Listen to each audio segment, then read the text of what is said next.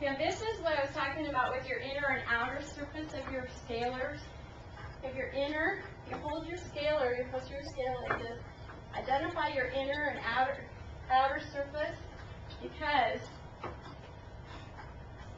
your inner and outer, because you're going to need to know your outer is for, if you were using it on to like 29, where is your outer going to be on? Is it going to be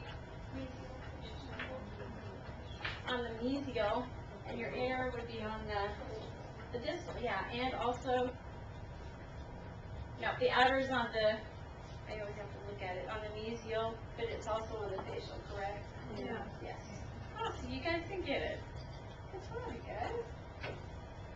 Okay, here is a visual for your inner and outer. I like how they do this. You got A1 does your A1 surfaces right here. And then you've got your A2. A2 does these surfaces right there. So I'm going to give you a couple minutes to work with that. Use this diagram to work with that. You want to do your distal of your two surfaces, like practice on 29. Use your inner, let's see, am I right? To get the distal, then your outer to do the facial on into the Since we don't use them on the facial. Okay, good, because I don't really like that either. Yeah. I really don't like using the sickles on that. I don't like it at all. Yeah. This actually came from the previous instructor. And I wondered. Well, I don't really like it. We've never done that. I mean, we've always thought that myself. sickles are only an interproximal instrument, and we don't use them. When they check off on their proficiencies, which is like kind of where your heads are at, you know, what do I need to know to pass my proficiency? You will only do your sickles on the interproximal, not I the think, facials and personally, I think it's too dangerous to use it on Pretty much. the lingual and facial. I think it's too dangerous. Because you can do just as good of a job with your curette. Right. And sometimes even better. Yeah, better. And it's safer. So it's, I agree. I totally agree. It's safer because of the curve. Pardon me? Because it's curved and adapted. Yes. Yeah, yeah. But you do need to start at your line angles and then work in proximal. Yes. You start at that line angle. So that's an easy place to miss something. Okay. Right here, this is a good example. Position the working in near the distal-facial lingual or distal-facial line angle. And then you do a what stroke? Vertical stroke, going short vertical overlapping strokes. Make sure that tip is against the tooth. And then you work toward the proximal surfaces.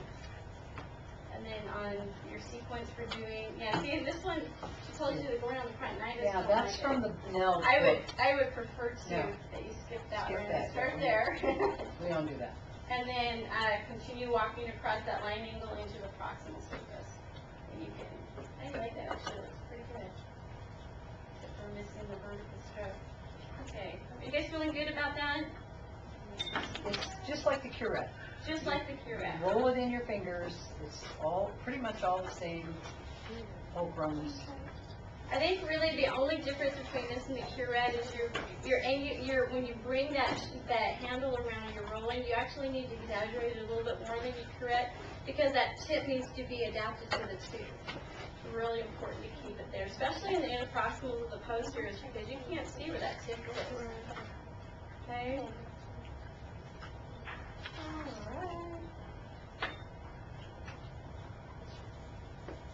Okay, does anybody have any questions? Oh, I'm going the wrong way, aren't I? Okay, any questions? Okay, what I'd like you to do now is I'd like you to pick up your anterior sickle scalar, and I would like you to find a partner. If you need a partner, I would be happy to be your partner. And then what I'd like you to do is demonstrate your surfaces towards you with the correct seating position to your partner, and then your partner's job is to make sure you're doing it right. Okay?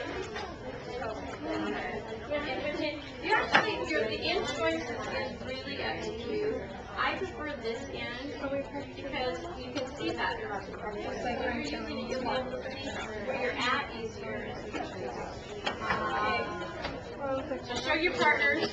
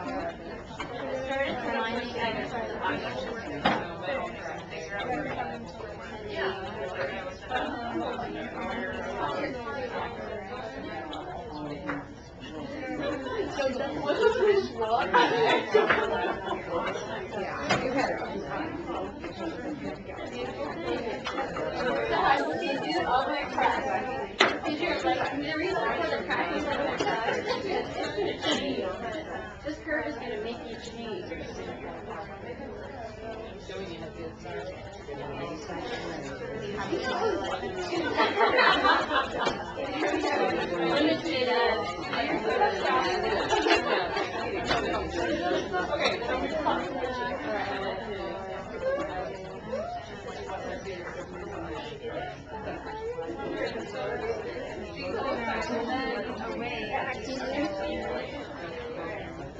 So we're not supposed to do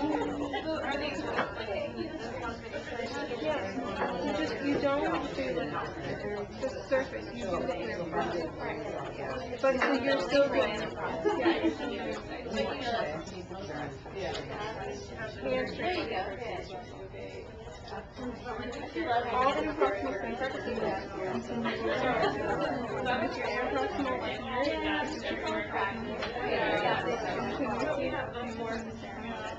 you don't go right here like you would with your hand. You don't go right here like you would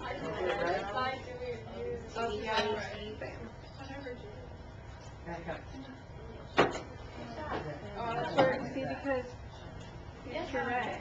It's like push on this, and so if you need this is Okay. What I would do is look at the position and I would you frame and you yeah. So like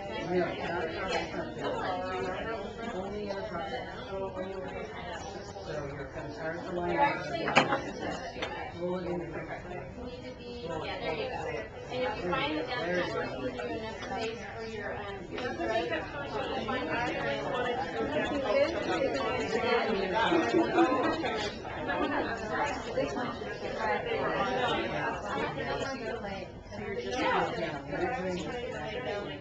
I said, what?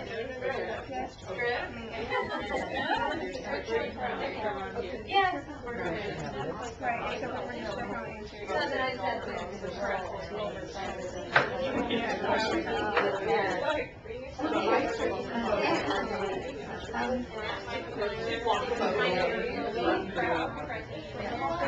that makes sense. You guys are finding that you're collapsing your fulcrum a little bit, and then when you're finding that you're collapsing your fulcrum a little bit. You guys I can see you're actually really high on your scalar, and then you're actually end up having to reach, choke up, so to speak, on your bat. Bring yourself down a little bit closer to the blade, and then you can keep your blade correctly adapted as well as your handle. A lot of you are going like this, okay? You need to be up high, and then scale like that. Does that make sense? Okay? So don't be so high up on the handle that you didn't have the stretch and compromise your angle. Get closer down. In fact, sometimes I'll even be down this close when I'm trying to work in somebody that has limited opening. You only got somebody, if they're opening like this, you got to really get down in there and be really close to your blade. Okay? So choke up on your bat. Keep your handle pretty much perpendicular or parallel to the tooth axis.